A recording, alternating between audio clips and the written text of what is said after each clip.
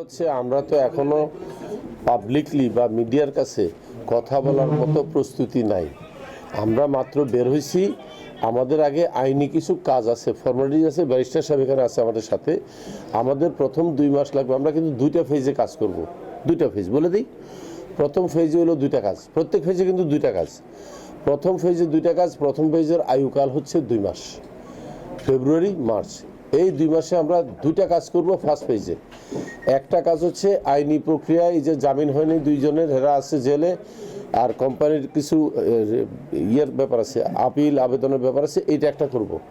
দ্বিতীয়টা হচ্ছে সবার আগে আমরা মাল্টিপারপাসের কমিটি কইরা ডিস্ট্রিবিউটরদের হাতে মাল্টিপারপাসের মালিকানা নিয়ে আসব। সেই জন্য আপনারা সবাই যেটা করবেন, ভোটার তালিকা হালনাগাদ করে আপনারা ভোটার হয়ে যান। আমার একটা স্বপ্ন হচ্ছে এবার অন্তত 10,000 ভোটারের নেতৃত্বে যেন এইবার ইলেকশনটা হয়। আমি আর হোসেন সাহেব ক্যান্ডিডেট হব না, কারণ আমরা ক্যান্ডিডেট হতে পারবো না। আমাদের যতক্ষণ পর্যন্ত কনভিকশন আছে ক্যান্ডিডেট হতে পারবো না। তবে আমরা আপনাদেরকে সাপোর্ট দেব, আপনারা হবেন, আপনাদেরকে আমরা পরামর্শ দিয়ে বুদ্ধি দিয়ে চালাবো। এটা গেলো ফার্স্ট ফেজের 2টা কাজ, বুঝছেন, লিগেল আর কি মাল্টিপারপাস। সেকেন্ড ফেজ শুরু হবে ঈদের দিনের পর থেকে, এপ্রিল 1 তারিখ পর থেকে, এপ্রিল মে এই 2 মাস। এখানেও 2টা কাজ। 1 নম্বর কাজ হচ্ছে আমাদের বিজনেস প্ল্যানটা আমরা ডেভেলপ করব, মার্কেটিং প্ল্যান কোনটাতে কাজ করব, কিভাবে কাজ করব, এগুলো নিয়ে আমরা কাজ করব। এই যে বর্তমান কমিটি যারা আছে, বর্তমান ডাইরেক্টর আছে না, হাইকোর্ট যেটা দিছে, এদের সাথে কাজ করে এদেরকে একটা গাইডলাইন দেব। এটা হচ্ছে ওই সেকেন্ড ফেজের একটা কাজ। আর আরেকটা কাজ হচ্ছে আমাদের এই কি বলে এই যে যত প্রপার্টি আছে, যদি আমাদেরকে এমএলএম বিজনেস করতে দেয়, না দিলে আমরা ট্রেডিশনাল ব্যবসা শুরু করব। এবং বিশ্বাস করেন এই 46 লক্ষ লোকের রিজিকের ব্যবস্থা হয়ে যাবে। এমএলএম করে ভাত খাইতে হবে। ডেস্টিনি এত বাধ্যকতায় নাই। ডেস্টিনি এখন যে পরিমাণ বঙ্গোপসাগর সমান সম্পত্তি আছে, এটা আমার মনে হয় না বাংলাদেশে কোনো দ্বিতীয় কোম্পানির আছে। কেন নাই আমি বলি, বাংলাদেশের সব বড় কোম্পানি দেনায় আছে ব্যাংকের কাছে, আমরা 1 টাকাও দেনা নাই। সেদিক দিয়ে আমরা প্লাসে আছি। আমি যদি ভুল না করি, আমি শুধু বলবো মাল্টিপারপাসের কারণে আপনারা যারা বিনিয়োগকারী আছেন অনেক ধনী। আপনারা টোটাল ডেস্টিনি অ্যাসেট কিন্তু কারা মালিক আপনার বুঝতে হবে। টোটাল ডেস্টিনি অ্যাসেট হলো 2টা কোম্পানি মালিক, আর কেউ না। একটা ডেস্টিনি 2000, একটা মাল্টিপারপাস, আর বাকি যত কোম্পানি আছে সবগুলো হচ্ছে এটার চাইল্ড কোম্পানি। মাদার কোম্পানি এই 2টা, একটা হচ্ছে ডেস্টিনি 2000, একটা হচ্ছে মাল্টিপারপাস সমিতি। টোটাল যা সম্পত্তি আছে সব সম্পত্তি এবং কোম্পানির 75% মালিক হচ্ছে মাল্টিপারপাস, মানে আপনারা 8.5 লক্ষ লোক। আর 25% মালিক হচ্ছে মাত্র 49 জন শেয়ার হোল্ডার, এবং ভবিষ্যতে শেয়ার হোল্ডার আরও বাড়তেছে। আপনারা জানেন আমরা অনেক শেয়ার হোল্ডার, অনেক কোম্পানিকে আমরা প্রমিস করছি তাদেরকে ডেস্টিনি শেয়ার দেবো, সেটা একটা প্রক্রিয়া আছে, করে দেবো। বোর্ডের থেকে আমার অনুমতি নিতে হবে। তো এখন আপনারা যেটা করবেন, আপনাদের কাছে আমাদের কৃতজ্ঞতা, অত্যন্ত সহনশীলতা দেখাইছেন আপনারা অনেক ধৈর্য ধরছেন। আপনাদের মানে প্রশংসা করে শেষ করতে পারবো না আমি। আল্লাহর পরে আপনাদের প্রশংসা করি আমি, আল্লাহর প্রশংসা করি আগে, এরপরে আপনাদের প্রশংসা করি। আপনারা এত ভালো বাংলাদেশি মানুষ, আপনাদেরকে অ্যাওয়ার্ড দেওয়া দরকার সত্যি। যে এই দেখেন ধৈর্য কাকে বলে, ধৈর্যের মেডেল পাবেন আপনারা, ধৈর্যের, আর কিছু না। আরো একটা মেডেল পাবেন, বিশ্বাস। যে বিশ্বাসের কথা আল্লাহ পাক কোরআনে বারবার বলছে। উনি যখনই কথা বলতো, আল্লাহ তাআলা কোরআন শরীফে একটা কথা বলতো, হে বিশ্বাসীগণ, ইয়া আইয়ুহাল মুমিন, নাকি মুমিনিন, কেউ আছেন নাকি? আমার ওই ইয়েটা মনে নেই, আয়াতটা মনে নেই। হ্যাঁ, মুমিনিন মানে হে বিশ্বাসীগণ। আমার কথা হচ্ছে আপনারা প্রচন্ড বিশ্বাসী, কিন্তু প্রচন্ড ধৈর্যশীল, আন্তরিক। আপনাদের কাছে আমরা কৃতজ্ঞ। আমরা 12 বছর জেল খাটছি, এই কষ্টটা আমরা মানে ভুলে যাওয়ার রাস্তা হয়ে গেছে আপনাদেরকে দেখা। আপনাদের আতিথেয়তা, আপনাদের আন্তরিকতা।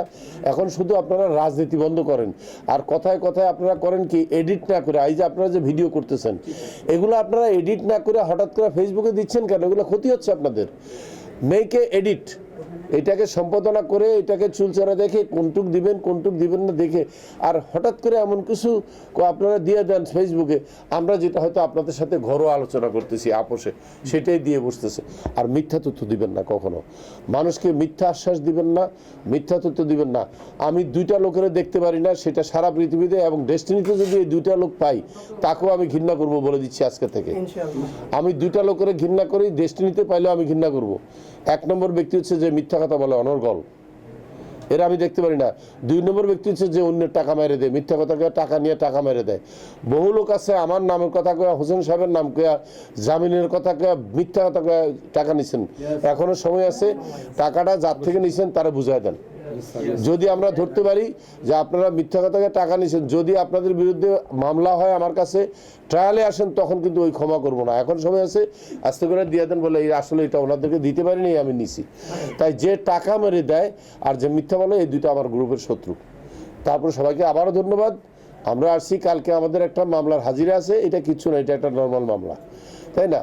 এবং আমি সেই লোকটা, যে লোকটা মামলা করছে, আমি পার্সোনালি তার সাথে দেখা করতে চাই, আপনারা তাকে ইয়ে করেন, স্যার আমি ডিল করছিলাম, তারে বলেন আমার সাথে হোটেলে এসে দেখা করতে। আমি তার প্রতি যথেষ্ট আন্তরিক, সে তো বিনিয়োগ করছে, ভাই মিথ্যা কথা কয়ে লাভ আছে, কিন্তু সে যেটা ভুল করছে, সে 4 লক্ষ টাকা বিনিয়োগ করছে সুদে, আসলে খেয়াল করেন, কিন্তু সুদে আসলে 60 লাখ টাকা চায়, 44 লাখ টাকা চায়। আমি আপনার সুদ দেবো কেন? আমি তারে বলছি বারবার, আপনি অরিজিনাল নিয়ে যান। না, আমি অরিজিনাল নেবো না, আমারও 44 লাখ টাকা দিতে হবে। বাংলাদেশের আদালত এবং সরকারও কোনোদিন আমাকে বলবো না তুমি 44 লাখ টাকা দিতে বাধ্য। সরকার আমার বরাবর বলছে তাদের পাওনা টাকা দিয়ে দাও, সে পাওনা টাকা নিবে না। আমি বললাম ভাই 12 টাকা যদি না নেন তাহলে আসলে আপোষে একটা কথা বলি, কি আপাতত পাওনাটা নেন, ভবিষ্যতে গাছ যদি পাওয়া যায় কাটে নাই, সেই গাছ কেটে আপনার পয়লা লাভ দেবো, জান।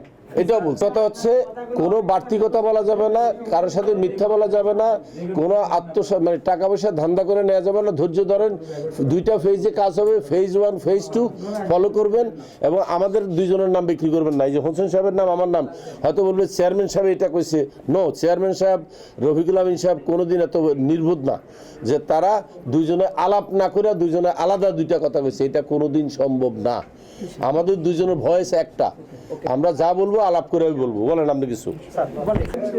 এক যুগের উপরে কিন্তু আমরা এখানে আসতে পারি না, 1 যুগ পরে আসছি আমরা, 2জনে আসলাম। চিটংবাসীর ভালোবাসা ভোলার মতো না। 12 বছর কিন্তু সংসারের লুকো থাকে না, কিন্তু আজকে যে আমাদের সাথে সম্পৃক্ত যারা আছেন সবাই কিন্তু আমাদেরকে ভালোবেসে থেকে গেছেন। তো আমরা আপনাদের জন্য আমাদের হাত থেকে যতটা চাচ্ছি তার চেয়ে বেটার ভালোবাসা সেটি আমরা দিয়ে দেবো আপনাদের মাঝে। আর এই যে 12টা বছর জেলখানা ছিলাম আপনাদেরকে নিয়ে কিন্তু ভাবছি, পরিবার নিয়ে ভাবি নাই কোনোদিন।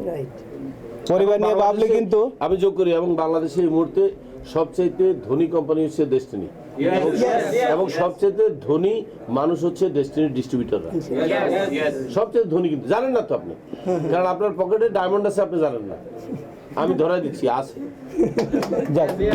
12 বছর জেল কাটছি, পরিবার নিয়ে যদি মনে করতাম না বিদেশে চলে যান, 2জনে যেতে পারতাম, কিন্তু যাই নাই। কিন্তু আপনাদেরকে এত ভালোবাসছি, আপনাদের জন্য কিন্তু আমরা জেল কাটছি। এখনো আপনাদের জন্য কাজ করবে, এই সুযোগটা আপনারা করে দিতে হবে। এই যে আমাদের সম্পদগুলো আছে আর দেখে শুনে রাখছেন, আরো কিছু রাখতে হবে, আরো কিছু ব্যাহাত হয়ে গেছে, সেগুলো আপনারা যাবেন দেখবেন। আমাদের 2জন তো এতটা সময় নাই যে ঘুরে দেখবো, আপনারা দেখেন কোথায় কি সমস্যা আমাদেরকে জানাবেন। তো চিটংবাসীর জন্য না, সারা বাংলাদেশে যারা ডেস্টিনির সাথে সম্পৃক্ত তারা আগামী দিনে ভালো কিছু পেতে যাচ্ছেন আপনারা। আমাদের 2জনে, রফিকুল আমিন যে কথা বলছেন সেম কথাটা কিন্তু আমাদের 2জনের একই ভাষা, একই বক্তব্য, কিন্তু আলাদা কিন্তু নয়। অনেকে অনেক ধরনের কথা বলতে পারে না, 2জন আলাদা নয়, বা আমরা 2জন একসাথে। তো ভালো থাকেন, ধন্যবাদ সবাইকে।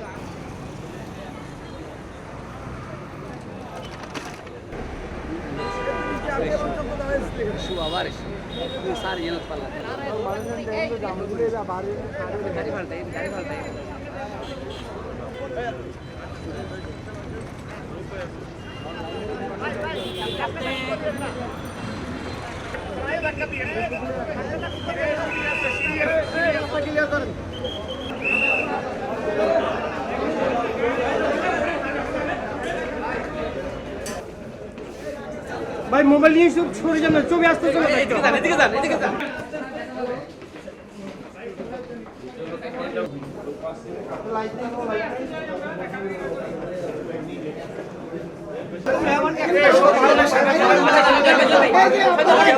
সবাই তো ছবি যান না ভাই, আলোটা জ্বালান সবাই একটু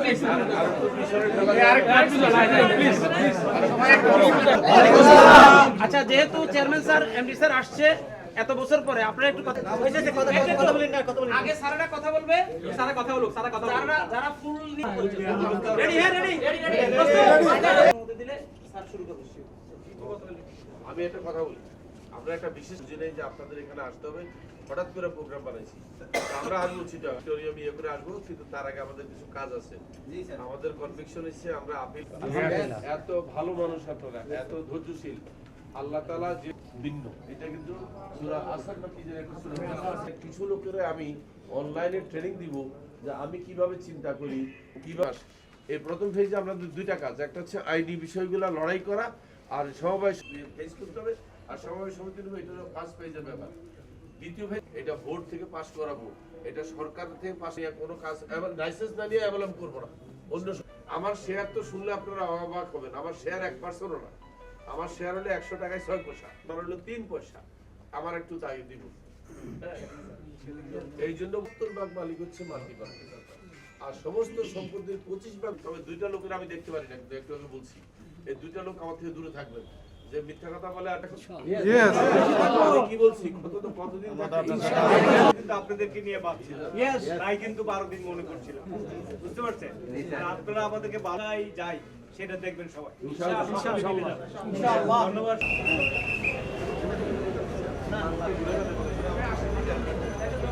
এই কথাগুলো কথাগুলো